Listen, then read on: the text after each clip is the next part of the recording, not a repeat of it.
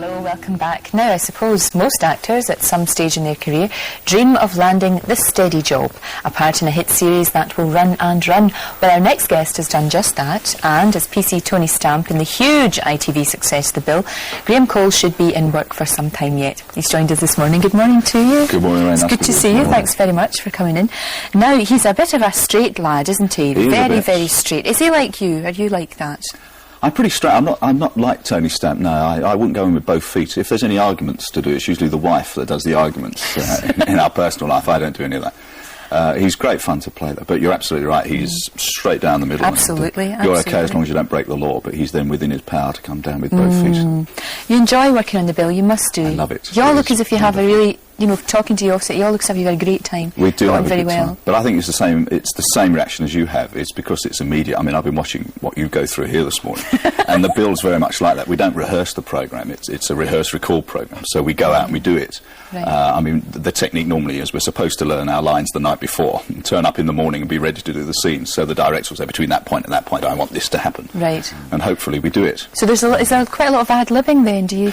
Not really. I think because of the fact that it is so fast. Yeah, and we've got 9 or 10 scenes to do in a day. You've really got to be pretty. And I think because of the guest artists, which is an absolutely amazing standard of guest artists that come into the programme, I think we should be solid so that at least they can relax a little bit and feel that if they do dry, we're going to come in with something. Right. But I think because of the tension of the programme, you tend to be on a high and you let the adrenaline do the job for you. Know, so PC Stamp's character's really developed, hasn't he? Because at the start he just sort of came on. Developed. I didn't mean it like that. I was using my hands as usual. It's my Italian blood. No, but the character has developed, hasn't he? Yes, he has.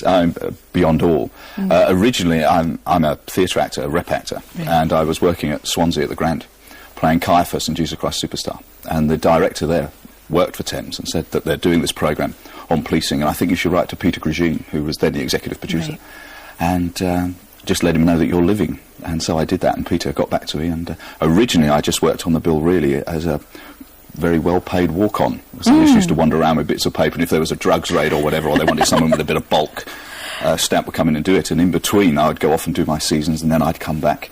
And I've now been playing Stamp for 2 years next month. Great, and still enjoying it. Since it's been in the half hours, in fact, which has been great. I think that's helped the programme a lot.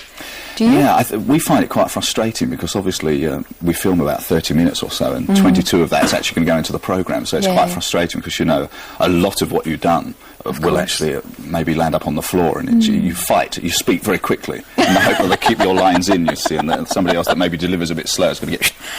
So. I think we should have a wee look at The Bill. Let's have a look. You are nicked!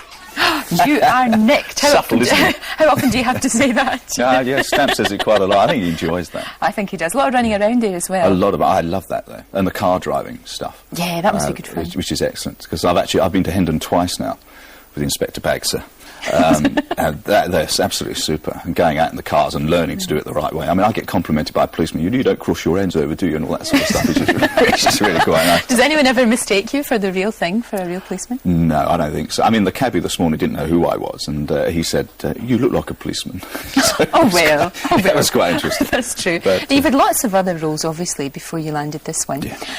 Doctor Who, you were in Doctor Who quite a lot, weren't you? Yes, I played monsters for Doctor Who. I mean, I was a Cyberman. Were you? I've been a Marshman. Oh, I was Melker, you know, the Master's time machine. Yeah. I was that person. You were that very person. I was that person. How on earth do you get considered for roles like that? I mean, does somebody think, ha-ha, So you know. he would make a wonderful Cyberman? A wonderful Marshman. I mean, it's like any other role. And I think particularly you've got to be a bit of a masochist to want to go inside that outfit anyway. Yeah. I mean, like the Cybermen, that gear, it's like a diver's suit. Hot, very hot. And moon boots, and then the helmet. That was the worst thing, because they'd take the mic to you, and you'd have it all strapped around your body.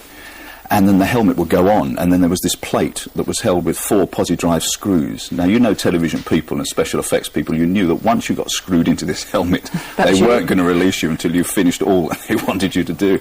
And it was horrendous. And, of course, because you got the throat mics, you couldn't say anything to anybody, you know, and it's pretty awful. Very strange. And, of course, you were a red coat as well. That's where I started. That must have been terrifying. I think that must be a very difficult job. You have to be happy all the time and enjoy yourself and smile. It is a great job. I was a sports organiser there, and I love sport.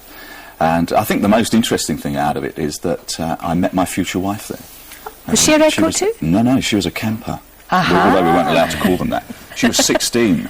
16, and I was 21. I just left the health service, and that was my first job. I knew, having studied for so long, that I didn't want to go back to drama school, rather, but I just wanted to act. That's all I've ever wanted to do.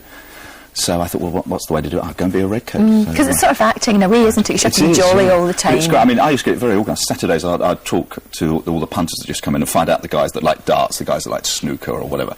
And would you like to run the competition? Oh, yeah. And all I had to do then was look after the wife. So I kept the wife happy and the kids happy, you see. The competitions ran themselves. It was great. But it's a wonderful life. Great. Great, we'll chat to you later. And years later, by the way, you've got a nice little baby boy and... Boy and girl you have. I've got a Matthew who's 6 and a Laura who's 5. Hello. Okay.